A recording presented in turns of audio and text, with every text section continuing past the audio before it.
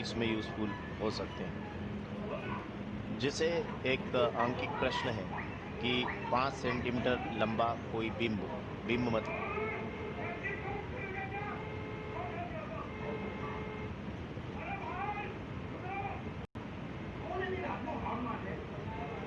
यहाँ बिंब से आशय वस्तु से, जैसे 5 सेंटीमीटर लंबा कोई बिंब है।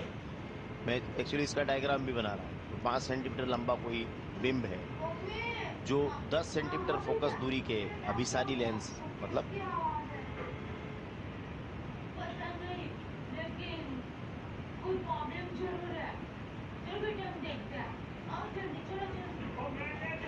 उत्तल लेंस कॉन्वेक्स लेंस से 25 सेंटीमीटर की दूरी पर रखा है, 25 सेंटीमीटर दूर।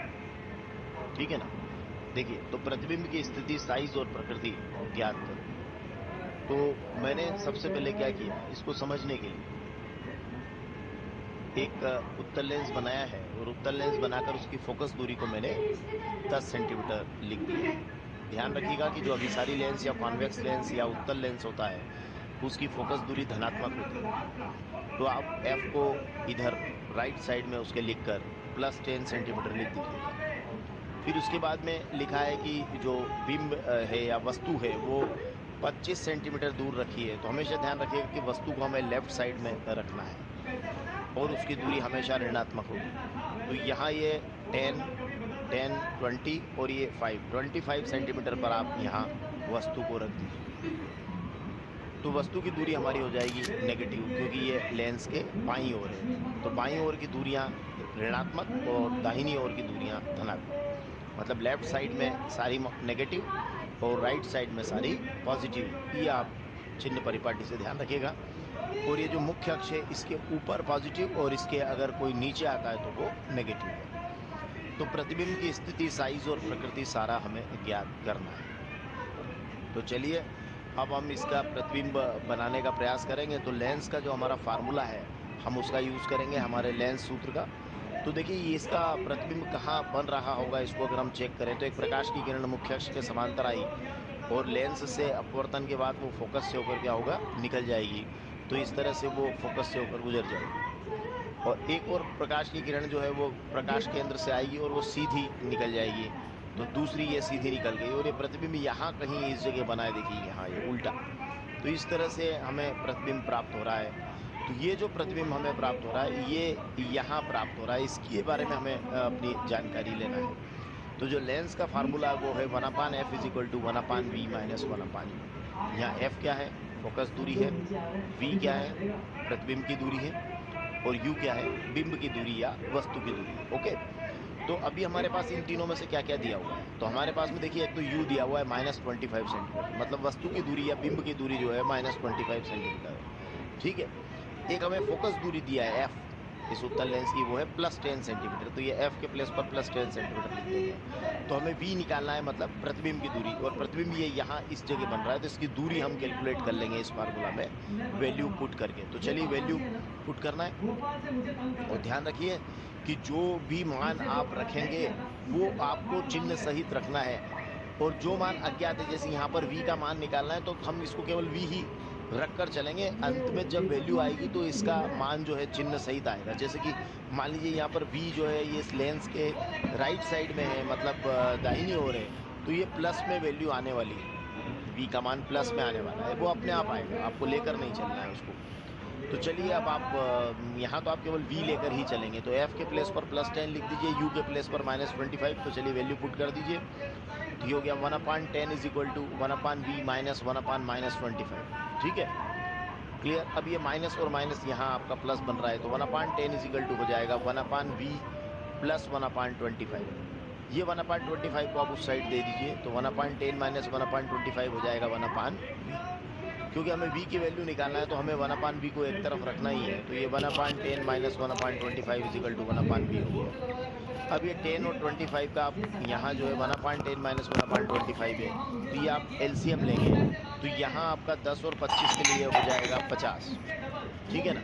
तो ये आपका हो गया 50, तो ये बनेगा आपका 50।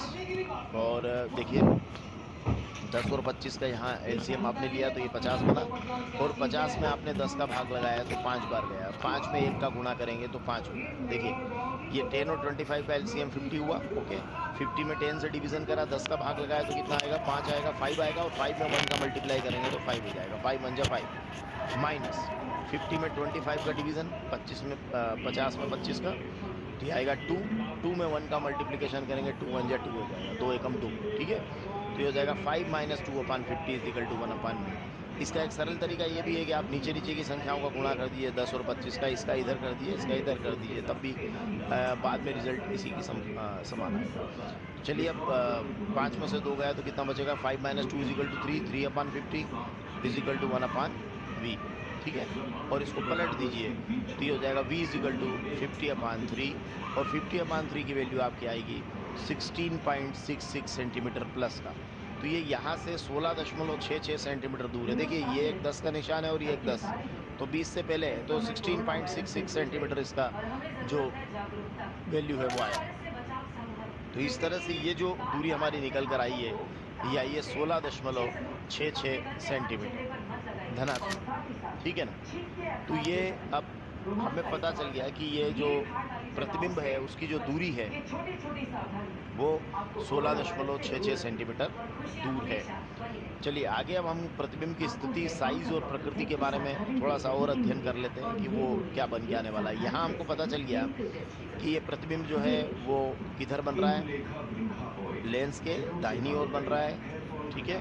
और साथ में हमें ये भी पता चल गया कि ये लेंस के दाहिनी ओर बना हुआ प्रतिबिंब है, और ये कैसा प्रतिबिंब बन रहा है, उल्टा और वास्तविक बन रहा है।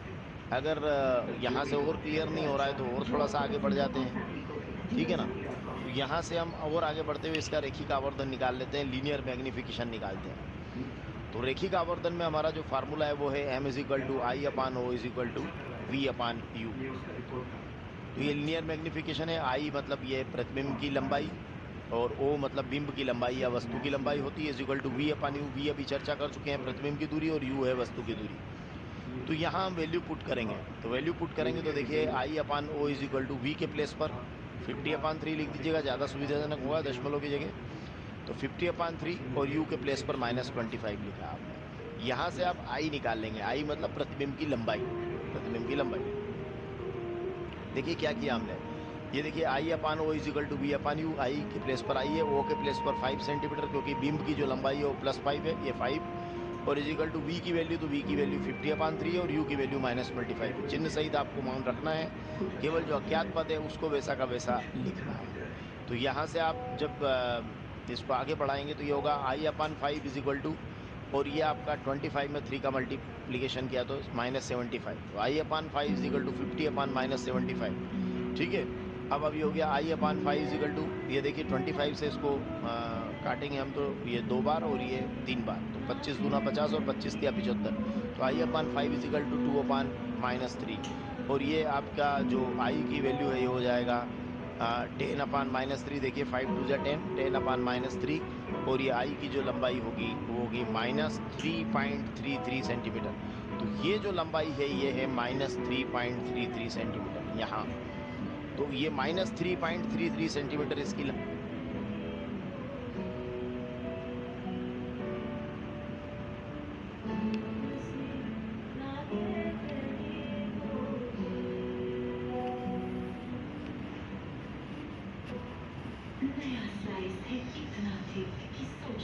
इंफॉर्मेशन प्राप्त की।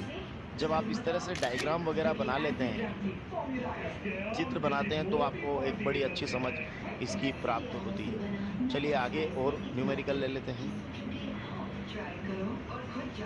देखिए यहाँ एक आंकिक प्रश्न है कि 15 सेंटीमीटर फोकस दूरी का कोई अवतल लेंस, कॉन्केव लेंस, किसी बिंब का प्रतिबिंब लेंस से 10 सेंटीमीटर दूरी पर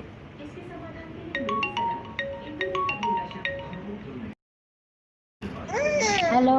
हाँ क्या